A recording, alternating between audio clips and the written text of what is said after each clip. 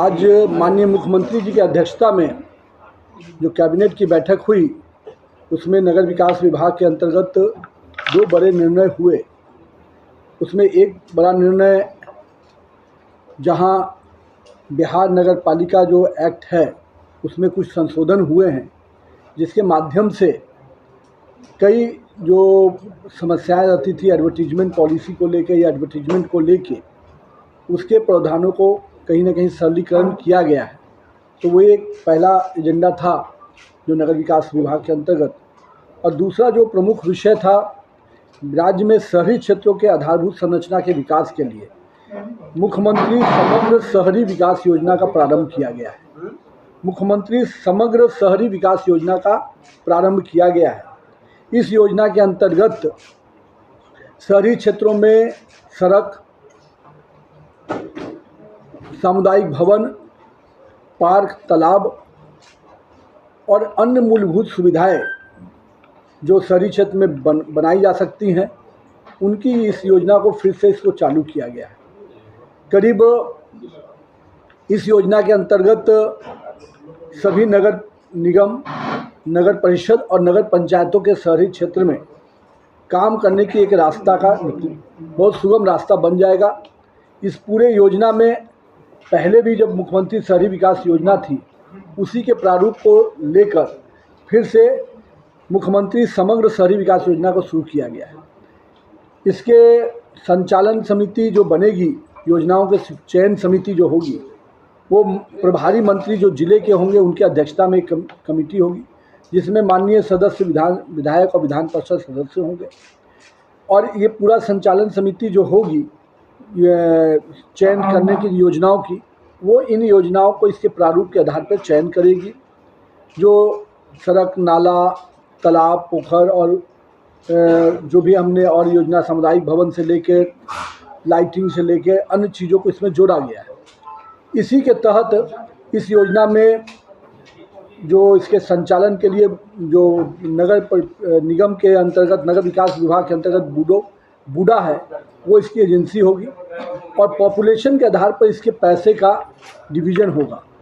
और अभी इस वर्ष के लिए 500 करोड़ की राशि का प्रावधान किया गया है, जिसके तहत 2 गुना 3 गुना राशि लेकर इस योजना को माननीय सदस्य लोग इसकी अनुशंसा कर सकेंगे। 2024-25 और 2025-26 दोनों ही वित्तीय वर्षों के लिए इसमें योजना का प्रावधान में पैसा दिया गया है। और ये योजना के प्रारंभ होने से शहरी क्षेत्रों में जो सड़कों के साथ साथ अन्य जो सुविधाएं, जैसे शौचालय बनाने का काम या अन्य जो चीज़ें थी, वो जो काफ़ी दिनों से स्लो पड़ी हुई थी, उसमें कहीं ना कहीं गति आएगी। और इस पूरे योजना का लाभ शहरी क्षेत्रों में जो रह रहे लोगों को इसके मूलभूत सुविधाओं को देने में सफलता मिलेगी सरकार को। इस योजना के तहत जो विभिन्न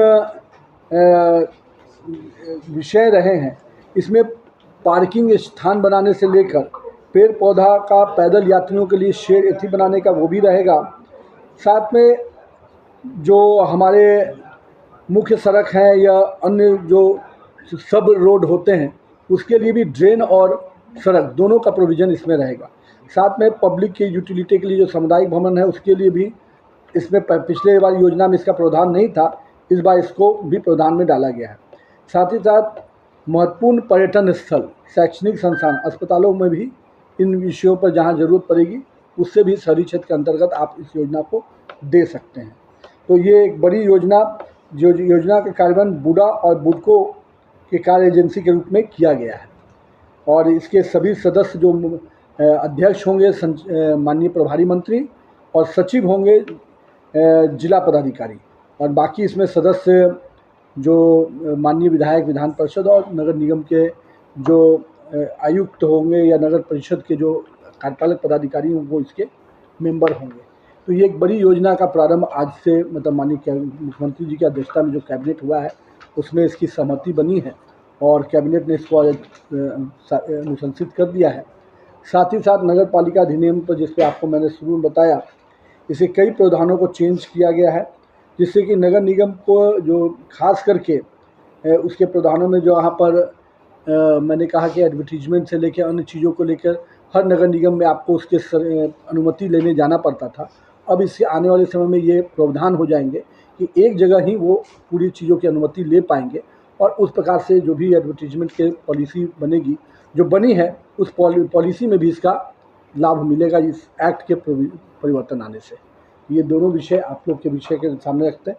मुख्य रूप से समग्र विकास योजना का लाभ पूरे राज्य में शहरी क्षेत्रों में मिलने जा रहा है। इसका कोई ऑफिस जनरली वो पूरी तरह से नगर निगम को ही देखना होता है, लेकिन इसके प्रारूप में पहले तो हर नगर निगम में उसको परमिशन लेना पड़ता था।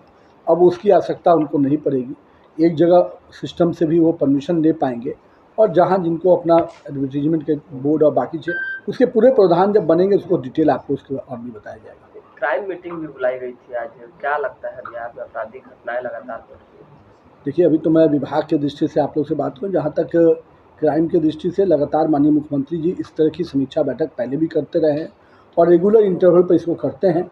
आज भी जो घटनाएं घटती हैं उन चीज़ों की मॉनिटरिंग होती है कि कब माननीय मुख्यमंत्री जी का जनरल रहा है कि हर डिपार्टमेंट वाइज भी उसकी समीक्षा करते हैं। तो उसी के दृष्टि से आज गृह विभाग की डीएम एसपी के साथ उनकी मॉनिटरिंग है। इस और मानसून सत्र को लेकर विपक्ष आप लोगों को भेजने के लिए पूरी तैयारी में है, कई विषयों को लेकर सरकार। देखिए, जो विपक्ष न जनता के बीच में है न जनता के मुद्दों के साथ है, जो विपक्ष केवल अपने परिवार की चिंता में परेशान है, उनके मुद्दों को सदन को कोई दिक्कत है, हम पूरी तरह से उनके हर सवाल का जवाब देने को तैयार है और जिस भी विषय पर बहस करना चाहें उस सारे विषय पर सरकार बहस को भी तैयार है। लेकिन ये तो उनको बताना पड़ेगा कि इस बहस में उनका तर्क क्या है। केवल मैदान छोड़ के भागने वाला का जो विपक्ष होगा तो उससे क्या होगा। और जहाँ तक किसी विषय पर वह डिबेट करना चाहते हैं तो हम तो चाहेंगे कि माननीय जो हमारे नेता प्रतिपक्ष हैं कभी वो नज़र आएँ, केवल सदन में विषय उठाकर मैदान न छोड़ दें। जिस प्रकार से उनकी आज के डेट में रहती है, चुनाव ख़त्म हुआ तो बेचारे विधायकों पे और कार्यकर्ताओं पर नारियल फोड़ के निकल लिए टूरिज्म पे। तो कभी कभी जनता के बीच में रहकर मुद्दों को समझिए और तब बहस करने आइए, आपके हर मुद्दों का जवाब दिया जाएगा। धन्यवाद।